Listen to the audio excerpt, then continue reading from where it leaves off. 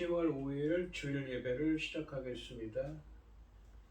복이 있는 사람은 악인들의 꾀를 따르지 아니하며 죄인들의 길에 서지 아니하며 오만한 자들의 자리에 앉지 아니하고 오직 여호와의 율법을 즐거워하여 그의 율법을 주야로 묵상하는도다.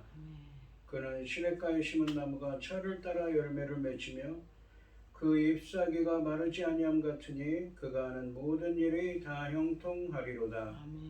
악인들은 그렇지 아니하며 오직 바람에 나는 겨와 같도다.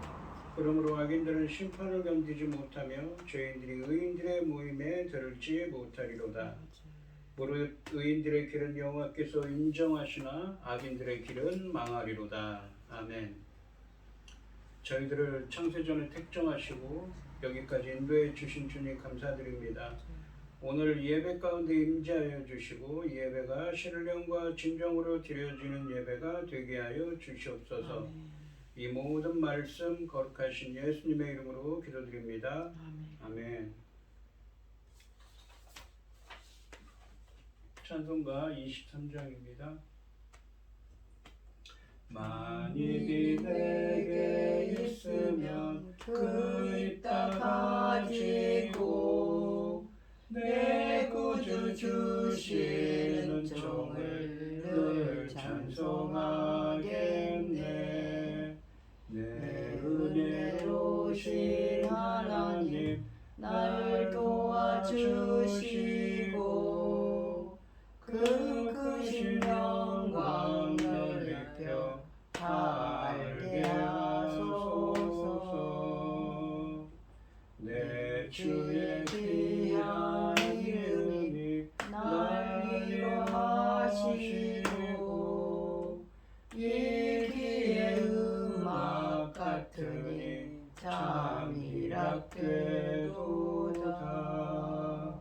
내 죄의 권세 객들여 그 결 바꾸시고 비추한 마음을 비로소 고정케 하셨네. 아멘. 사도신경 하심으로 신앙 고백하시겠습니다. 전능하사 천지를 만드신 하나님 아버지를 내가 믿사오며 그의 아들 우리 예수 그리스도를 믿사오니 이는 성령으로 잉태하사 성령여 마리아에게 나시고 본디오 빌라도에게 고난을 받으사 십자가에 못 박혀 죽으시고 장사한 지 사흘 만에 죽은 자 가운데서 다시 살아나시며 하늘에 오르사 전능하신 하나님 우편에 앉아 계시다가 저리로서 산자와 죽은 자를 심판하러 오시리라. 성령을 믿사오며 거룩한 공예와 성도가 서로 교통하는 것과 죄를 사하여 주시는 것과 몸이 다시 사는 것과 영원히 사는 것을 믿사옵나이다. 아멘. 교동문 6번입니다. 여호와여 일어나옵소서.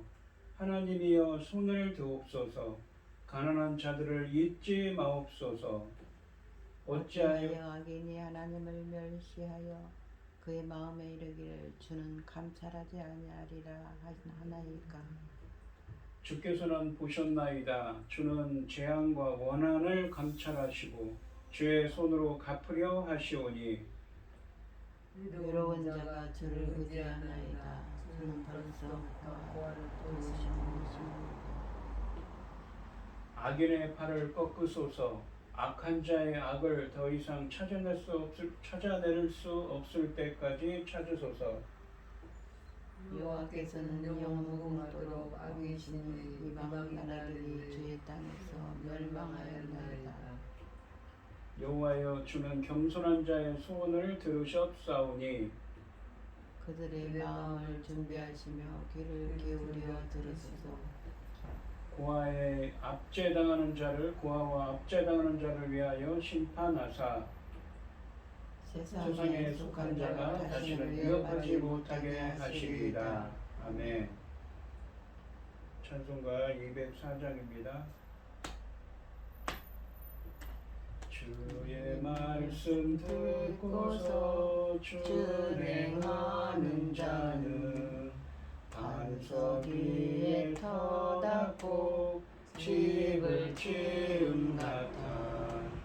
비가 오고 물나며 바람 부딪혀도 반석 위에 세운 집 무너지지 않네. 잘 짓고 잘 짓세 우리 집 잘 짓세. 만세 반석 위에다 우리 집 잘 짓세.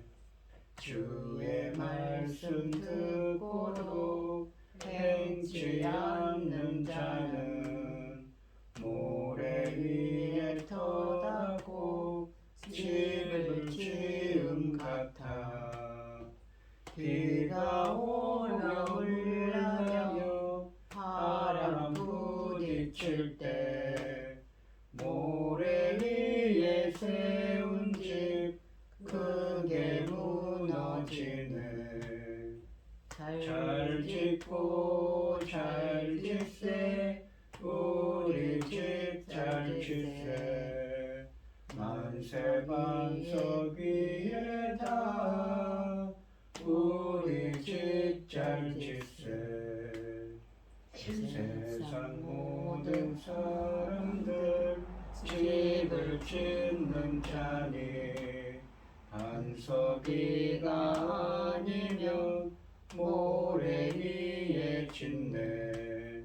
우리 구주 오셔서 지은 상을 줄 때 세운 공로 따라서 영영 상을 주리. 잘 짓고 잘 짓세 우리 집 잘 짓세. 만세 반석 위에다 우리 집 잘 짓세. 아멘. 기도하겠습니다. 온 땅이여 여호와께 즐거운 찬송을 부를지어다. 기쁨으로 여호와를 섬기며 노래하면서 그 앞에 나갈지어다. 여호와가 우리 하나님이신 줄 너희는 알지어다. 그는 우리를 지으신 이요 우리는 그의 것이니 그의 백성이요 그의 기르는 양이로다. 감사함으로 그 문에 들어가며 찬송함으로 그 궁정에 들어가서 그에게 감사하며 그의 이름을 송축할지어다.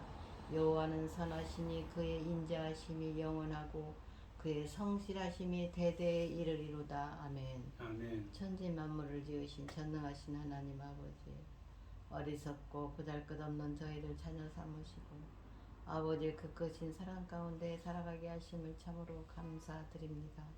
전능하신 하나님 아버지, 온 세상은 왜 이렇게 혼란스럽습니까? 아버지 하나님 도와주시옵소서. 이 혼란스러운 가운데 우리 대한민국을 지켜주시옵소서. 전쟁으로부터 모든 재난으로부터 지켜주시옵소서. 이 백성은 하나님밖에 모릅니다. 아버지 하나님 도와주시옵소서. 여기에 또 더 귀중한 열매거들 중대한 시대에 들어왔습니다. 아버지 하나님께서 기뻐 받으실 열매들을 넉넉히 아버지 하나님 나올 수 있도록 아버지 하나님 당신의 사랑하는 종을 붙잡아 주시고 이 말씀으로 아버지께서 기뻐 받으실 열매들이 넉넉히 나올 수 있기를 간절히 소원하옵고 이 모든 말씀 욕만 죄악 가운데서 우리를 구원하여 주신 예수 그리스도 이름으로 기도드리옵나이다. 아멘.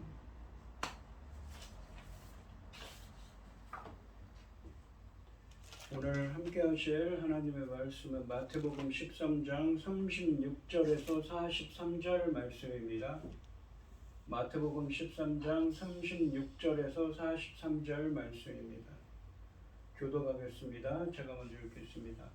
이에 예수께서 무리를 떠나사 집에 들어가시니 제자들이 나와 이르되 밭의 가라지의 비유를 우리에게 설명하여 주소서. 대답하여 이르시되 좋은 씨를 뿌리는 이는 인자요 밭은 세상이요 좋은 씨는 천국의 아들들이요 가라지는 악한 자의 아들들이요. 가라지를 뿌리는 원수는 마귀요 추수 때는 세상 끝이요 추수꾼은 천사들이니. 그런즉 가라지를 거두어 불에 사르는 것 같이 세상 끝에도 그러하리라. 인자가 천사들을 보내리니 그들이 그 나라에서 모든 넘어지게 하는 것과 또 불법을 행하는 자들을 거두어내어 풀무불에 던져 넣으리니 거기서 울며 이를 갈게 되리라. 그때 의인들은 자기 아버지 나라에서 해와 같이 빛나리라. 귀 있는 자는 들으라. 아멘. 찬송가 436장입니다. 나 이제 주님의 새 생명 얻은 옛것은 지나고 새 사람이로다. 그 생명 내 맘에 강같이 흐르고 그 사랑 내게서 해같이 빛난다. 영생을 누리며 주 안에 살리라. 오늘도 내일도 주 함께 살리라. 주 안에 감추인 새 생명 얻으니 이전에 줬던 것 이제는 값없다. 하늘의 은혜와 평화를 맛보니 찬송과 기도로 주 함께 살리라. 영생을 누리며 주 안에 살리라. 오늘도 내일도 주 함께 살리라. 산천도 조목도 새 것이 되었고 죄인도 원수도 친구로 변한다. 새 생명 얻은 자 영생을 누리니 주님을 모신 마음 새 하늘이로다. 영생을 누리며 주 안에 살리라. 오늘도 내일도 주 함께 살리라. 주 따라가는 길 험하고 멀어도 찬송을 부르며 뒤따라가리라. 나 주를 모시고 영원히 살리라. 날마다 섬기며 주 함께 살리라. 영생을 누리며 주 안에 살리라. 오늘도 내일도 주 함께 살리라. 아멘. 오늘 본문 말씀의 제목은 알곡과 가라지 비유의 해설입니다. 예수님은 앞서 소개한 이 알곡과 가라지 비유를 해석해 주십니다.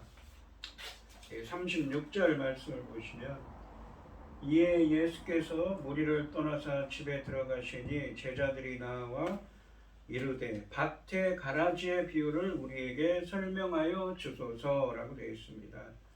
상반절에 보시면 이에 예수께서 무리를 떠나사 집에 들어가시니 라고 되어 있습니다.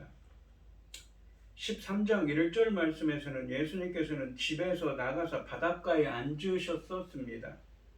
그곳에서 예수님은 무리에게 공개적으로 이 하나님의 비유로 말씀을 선포하셨습니다. 이제 예수님은 비유를 들은 무리를 떠나 나왔던 집에 다시 들어가십니다. 집에 들어가신 예수님의 이동은 이 무리에게서 떠나 제자들과의 이 비공개 토론에 들어가신 것을 의미합니다. 사적인 대화를 나누는 것이죠. 씨 뿌리는 자의 비유와 마찬가지로 알곡과 가라지 비유도 무리에게 전해졌지만 비유의 의미를 듣는 대상은 이 해석을 듣는 대상은 제자들입니다.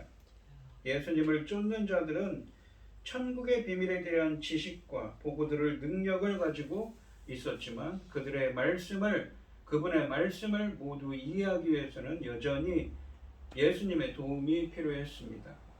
하반절에 보시면 제자들이 나와 이르되 밭의 가라지의 비유를 우리에게 설명하여 주소서라고 되어 있습니다.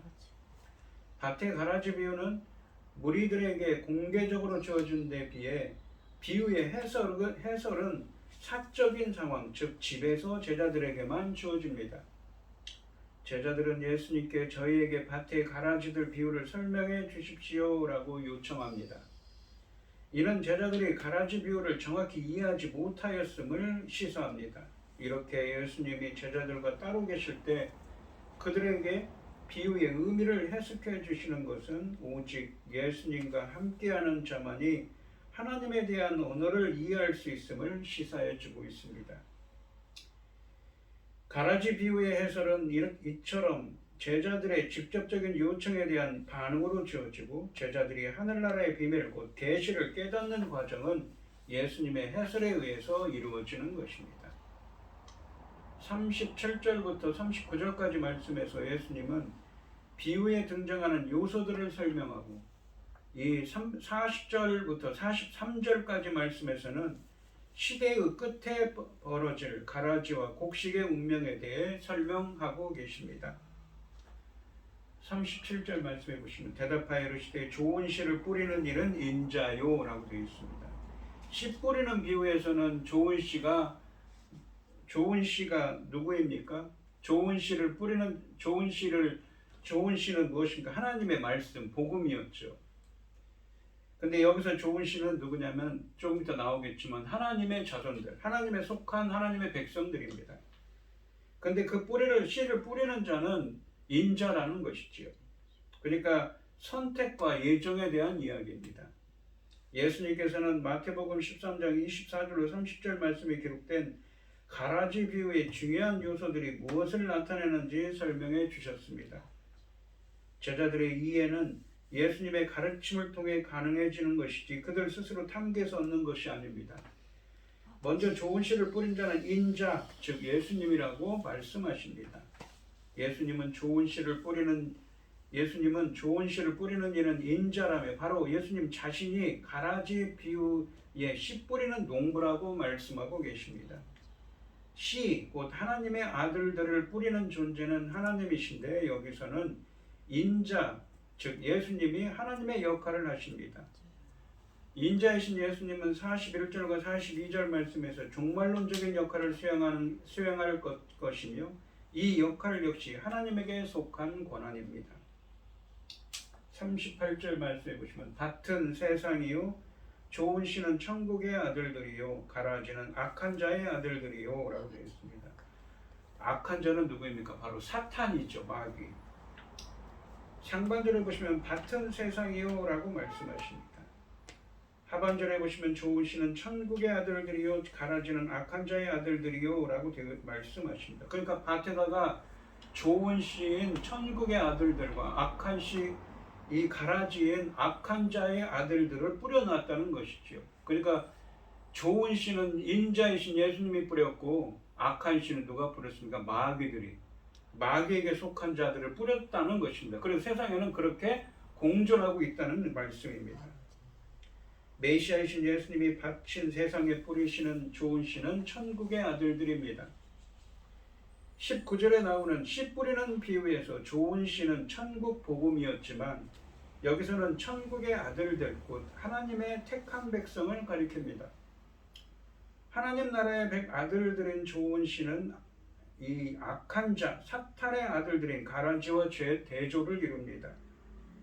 문맥적으로 보면 이 하나님 나라의 아들들은 예수님을 통해 시작된 하늘나라의 자녀로서 예수님의 하나님 나라 사역, 그러니까 마태복음 5장부터 7장까지 나오는 산상수훈의 말씀과 8장과 9장에 나오는 기적들에 긍정적으로 반응한 자들 또는 하늘나라의 비밀을 깨달은 자들입니다. 그런데 이 38절 말씀은 분명히 밭을 세상으로 정의합니다.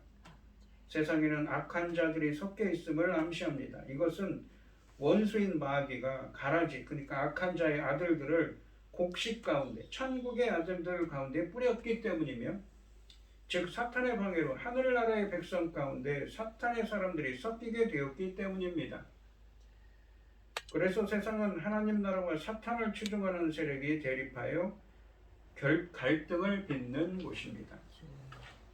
세상에서 벌어지는 영적인 싸움은 매우 치열합니다.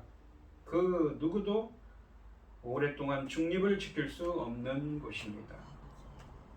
39절 말씀해 보시면 가라지를 뿌린 원수는 마귀요 추수때는 세상 끝이요 추수꾼은 이 천사들이니 라고 되어 있습니다. 상반절에 보시면 가라지를 뿌린 원수는 마귀요 라고 말씀하십니다. 가라지는 38절 말씀에 악한 자의 아들들 즉 마귀에게 속한 사람들을 의미합니다. 이 세상에는 천국의 아들들이 아닌 자들도 존재합니다. 즉 그들은 마귀의 아들들로서 마귀에 의해 세상에 뿌려진 자들입니다. 마귀는 예수님이 하시는 일을 끊임없이 방해합니다. 때로는 직접 예수님께 저항하기도 하지만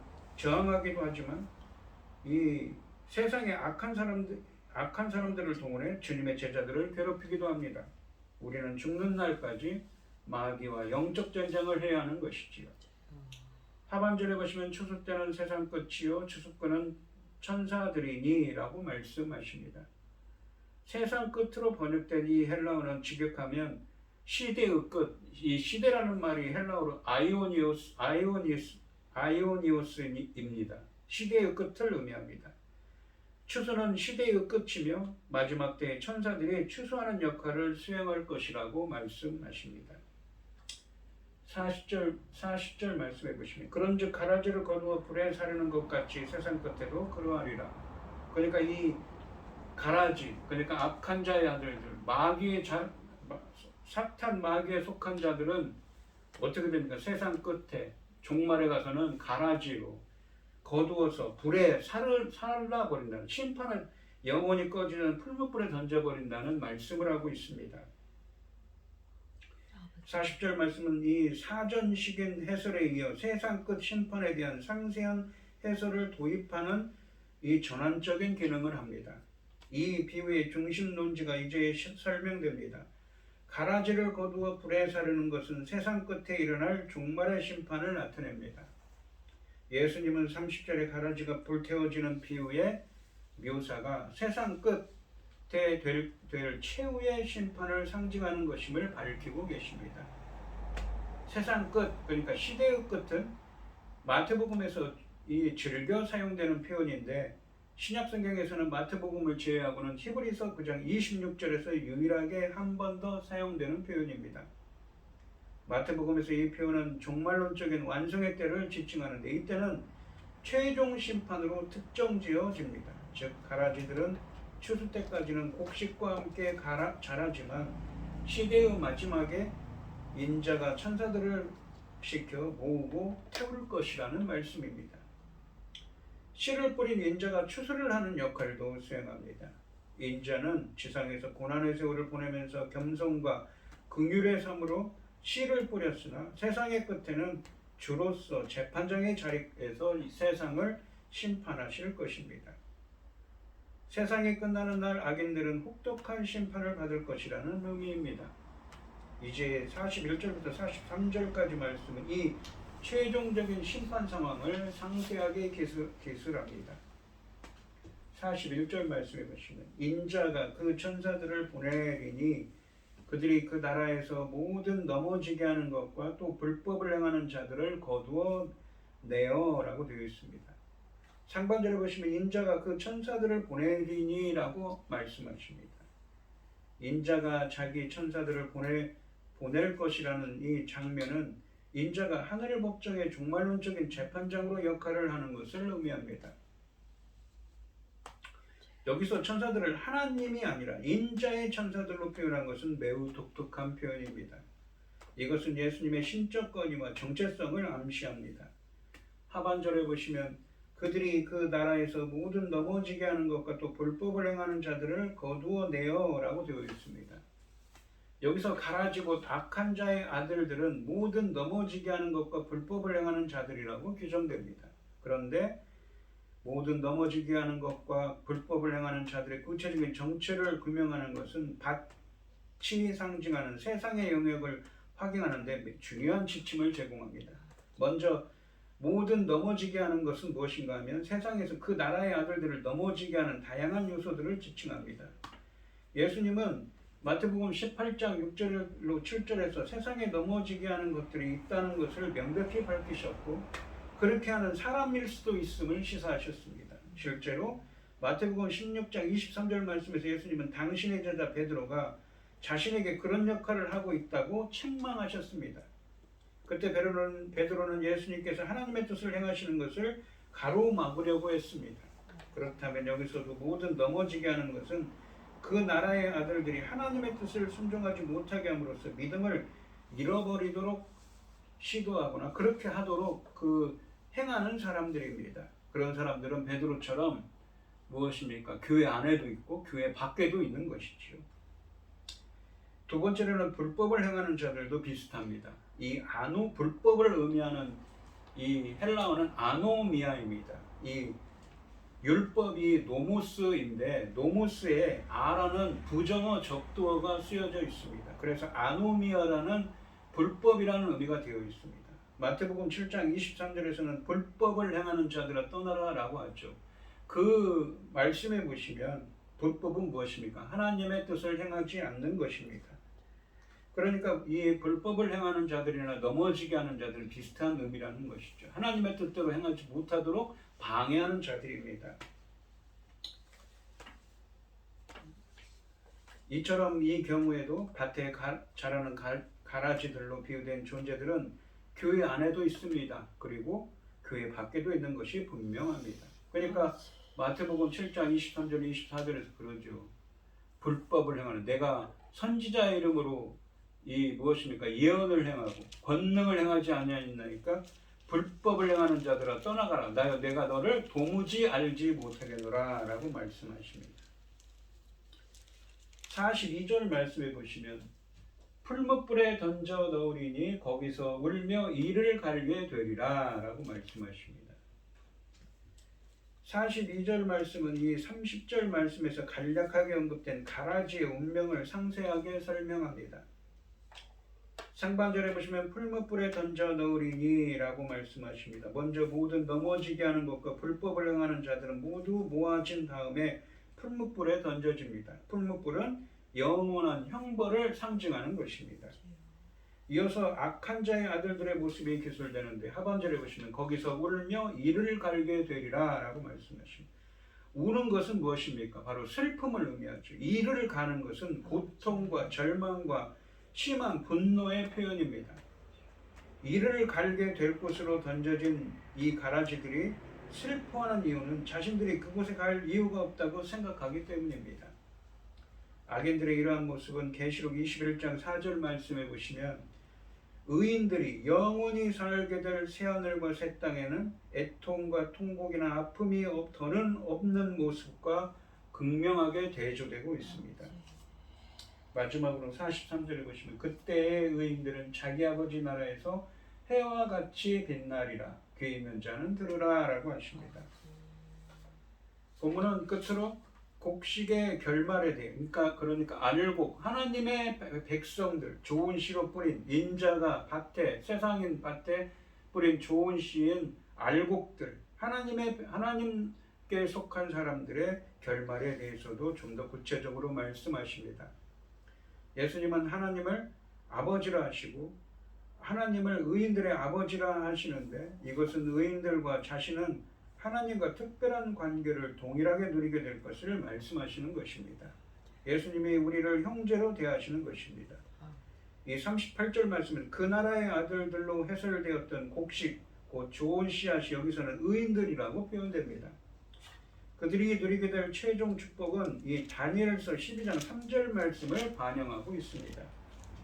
지혜 있는 자는 궁창의 빛과 같이 빛날 것이요 많은 사람을 옳은 대로 돌아오게 하는 자는 별과 같이 영원토록 빛나리라 라고 되어 있습니다. 여기 보시면 지혜 있는 자로 번역된 히브리어가 사실은 이 사칼이라고 해서 이 잠언에 보시면 명철한 자라고 번역된 단어입니다. 깨닫는 자, 우리가 주님의 말씀을 듣고 깨닫는 자가 되는 자가 바로 무엇입니까? 옥토, 좋은 밭에 떨어진 자라고 그랬죠.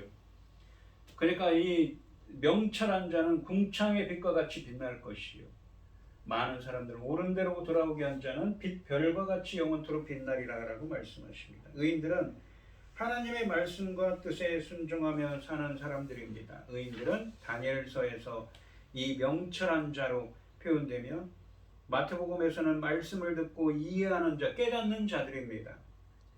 의인들이 해와 같이 빛난다는 것은 그들이 하나님 예수님의 영광을 함께 나눌 것을 의미합니다. 이 말씀은 이 17장 2절에 가시면 변화산에서 예수님이 변화산에서 변화된 영광스럽게 변화된 모습을 설명할 때 나온 단어와 사용된 말과 거의 정확하게 일치합니다. 이 말씀은 의인들이 받는 미래의 종말론적인 축복은 자기 아버지의 나라에 거하며 하나님의 영광을 체험하며 그 영광에 참여하는 것임을 의미합니다. 의인들의 이 영광스러운 모습은 앞서 기술된 악인들의 처참한 운명과 극명한 대조를 이룹니다. 마지막으로 귀 있는 자는 들으라 라고 말씀하십니다. 비유의 해설은 예수님의 마지막 본면으로 마무리됩니다. 씨 뿌리는 자의 비유에서는 이 동일한 이 문구가 비유가 끝날 때 사용되었는데 가라지 비유에서는 해설이 끝날 때 사용되고 있습니다. 이것은 비유뿐 아니라 비유 해설도 들어야 함을 듣고 깨달아야 함을 의미합니다. 청중들에 대한 엄숙한 격려는 제자들이 예수님의 설명을 깨닫는 일이 중요하다는 것을 강조합니다. 들어도 듣지 못하는 것은 밖에 있는 무리들의 문제인데 제자들도 들을 귀를 가지고 있는 것만으로 충분치 않으며 듣고 깨닫는 것이 필요한 것입니다. 그렇다면 비유 해설도 비유와 마찬가지로 들으면 누구나 비밀을 깨달을 수 있는 것이 아니고 어린아이처럼 겸손한 자세로 들어야 비로소 깨닫는 은혜를 누릴 수 있게 되는 것입니다. 이 오늘 본문 말씀을 보시면 전에도 설명드렸지만 이 마태복음 13장은 이 지금까지 마태복음에서 진행된 이 마태복음의 논점 전개의 한 정점을 이룬다고 했습니다. 마태복음 4장 17절에 보시면 천국이 가까워 있느라 회개하라 천국이 가까웠느니라 라고 하는 말씀으로 예수님은 공생애를 시작하셨습니다. 5장부터 7장에서는 이 산상수훈의 말씀으로 전하셨고 8장부터 9장에서는 여러 가지 이적과 기적들을 행하셨습니다. 그리고 이 10장에서는 예수님의 제자들의 이 하나님 나라의 선포 사역을 소개했습니다. 그에 대하여서 유대인들은 어떻게 반응했습니까? 대다수의 유대인들, 자칭 지혜롭고 슬기롭다고 하는 사람들, 그리고 이 세대들, 그리고 당시 종교 지도자들은 예수님이 메시아이심을 부정했던 것이지요. 하지만 그 중에 예수님의 제자들처럼 소수의 사람들은 예수님의 그 사역을 듣고 예수님을 메시아로 인정하고 그분의 말씀을 듣고 무엇입니까? 깨닫게 된 것이지요. 이 11장과 12장 말씀은 이 예수님과 제자들이 하나님 나라의 선포에 대한 예수의 반응을 요약했습니다. 이 제자들은 하나님 나라의 복음에 호의적인 반응을 보인 사람들입니다. 이런 상황에서 이 13장 말씀은 그와 같은 다양한 반응들이 이 하나님 나라의 본질적 속성과 연관되었음을 밝히고 그 현상을 구체적으로 설명합니다. 예수님이 비유로 설명하셨죠. 그리고 오늘 본문 말씀에서는 그 비유의 해설을 하고 계신 것입니다. 또한 하나님 나라의 복음은 아무나 자동적으로 받아들일 수 있는 것이 아니라 한정된 사람들만 반응하여 깨닫게 하시고 그 유익인 열매를 또 맺을 수 있다는 점을 보여주고 있습니다. 이런 점에서 이 13장 말씀은 하나님 나라의 자체가 아니라 하나님 나라의 특징에 대한 이해를 설명하고 있습니다. 이 가라지 비유는 그런 면에서 어떤 표현을 합니까? 아까도 설명드렸듯이 메시아인 예수님이 오셨는데 어떤 사람들은 반응을 하고 어떤 사람들은 부정을 하죠. 심지어는 바리새인과 서기관들은 비아냥을 합니다. 기적을 한번 행해봐라 라고요. 하늘나라가 시작된 이후부터 완성 이전까지 기간에 일어나고 있는 현상을 분석할 수 있는 통찰력을 제공합니다. 그리고 시대의 마지막에 악인들이 의인들에게서 분리될 것이라는 사실은 하늘나라의 비밀입니다. 그러니까 그렇게 예수님을 부인하는 자들이 있는가 하면 예수님을 긍정하는 자들도 있었지요. 그것은 하나님 나라의 원리라는 것입니다. 그런데 중요한 것은 무엇입니까? 그 사람들의 운명의 결말이 이렇다는 것이죠. 알곡과 가라지처럼 알곡들은 그 예수님의 말씀에 긍정적으로 듣고 깨닫는 자들은 천국 백성이기 때문에 주님과 영광을 해같이 빛난다고, 해와 같이 빛나라. 그 나라에서 해와 같이 빛날 것이라고, 영광을 누릴 것이라고 말씀하시지만, 그러지 않은 자들은, 가라지들은 풀무불에 모아 불에 태워버린다고 말씀하고 있습니다. 그런데 또한 어떻습니까? 세상인 이 밭에는 이 알곡만 있는 것이 아니라 가라지, 이 마귀, 사탄이 뿌린 악한 사람들이,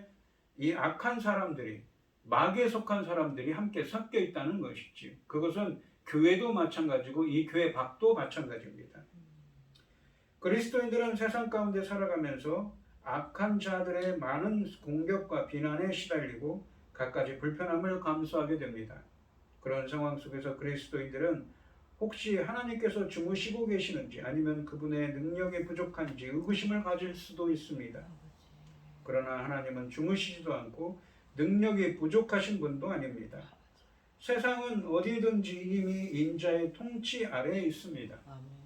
그럼에도 불구하고 하나님은 때를 기다리시며 그때까지는 악인들을 용납하십니다. 그러나 마침내 그때가 오면 악한 자들은 의로우신 하나님의 심판대 앞에서 마땅히 받아야 할 응분의 심판을 받게 될 것입니다. 그리스도인들에게 큰 위로가 아닐 수가 없습니다. 그러한 고난과 괴롭힘 가운데서도 끝까지 인내하는 누구에게 이 고난과 괴롭힘을 당합니까? 가라지들로부터 알곡들은 끊임없이 고난과 괴롭힘을 당합니다. 그러한 고난과 괴롭힘 가운데서도 끝까지 인내하는 그리스도인들에게는 마침내 해처럼 빛나는 존재가 되는 영광스러운 보상이 보장되어 있습니다. 오늘 이 시간 성도님들도 악한 자들로부터 받는 고난과 괴롭힘 가운데서도 끝까지 믿음을 지키는 사람이 되시기를 주님의 이름으로 축원드립니다. 기도하겠습니다. 하나님 아버지 감사합니다. 이 마태복음 13장에서는 메시아이신 수천 년 동안 유대인들이 기다리던 메시아가 나타났지만 어떤 사람들은 메시아를 인정하고 예수님을 따르는 제자가 되지만 어떤 사람들은 예수님을 부정하고 예수님을 비아냥거리기까지 하는 자들이 있습니다. 그러한 하나님 나라의 현상들에 대해서 하나님 나라가 임했지만 그 대응하는 현상들에 대해서 왜 이러한 일이 일어난지에 대해서 알곡과 가라지의 비유를 해설하심으로 알려지고 계십니다. 밭인 세상에는 알곡과 가라지가 섞여 있습니다. 바로 하나님의 사람들과 마귀 사탄의 사람들이 섞여 있는 것이지요. 가라지들은 알곡을 지금도 괴롭히고 있습니다. 알곡인 저희들은 고난과 역경 가운데서도 괴롭힘 가운데서도 항상 인내하며 하나님이 종말에는 신원해 주실 것을 믿으며 인내하며 끝까지 믿음을 지킬 수 있는 사람이 되어야 합니다. 저희들도 이 세상에 사는 삶 가운데서 인내하며 끝까지 믿음을 지키는 사람이 되게 하여 주시옵소서. 아멘. 이 모든 말씀 거룩하신 예수님의 이름으로 기도드리옵나이다. 아멘. 아멘. 찬송가 484장을 하시겠습니다.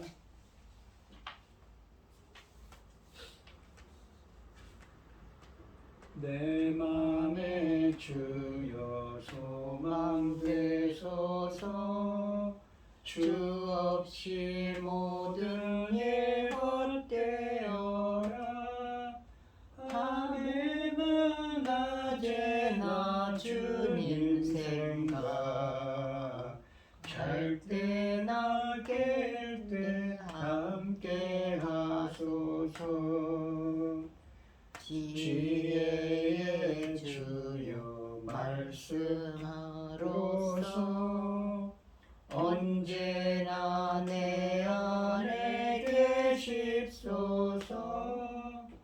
주는 내 아버지 나는 아들 주 안에 내가 늘 함께하네 세상의 영광 안 보여도 언제나 주님은 나의 기억 주님은 내 맘에 계시오니 영원한 주님 참 귀하셔라 영원한 주님 내 승리의 주 하늘의 기쁨을 주옵소서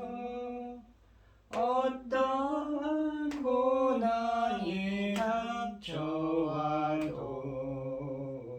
만유의 주여 소망 되소서 아멘. 기도하겠습니다. 참 감사하신 하나님, 이 세상에는 지금도 알곡과 가라지가 함께 있습니다. 알곡들은 항상 가라지들의 괴롭힘으로 힘들어합니다.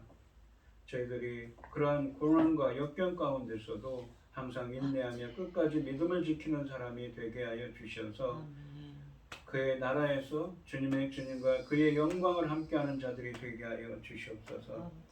오늘 이 시간 주님의 은혜에 감사드리며 김혜순 권사님, 최병영 집사님 주님께 귀한 예물을 드립니다. 고현희 집사님 주님께 감사 예물 드립니다.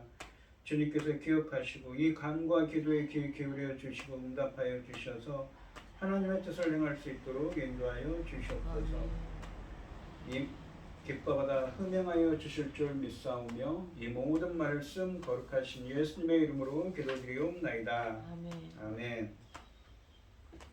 찬송가 우장을 하시고 축도하심으로 오늘 예배를 마치겠습니다.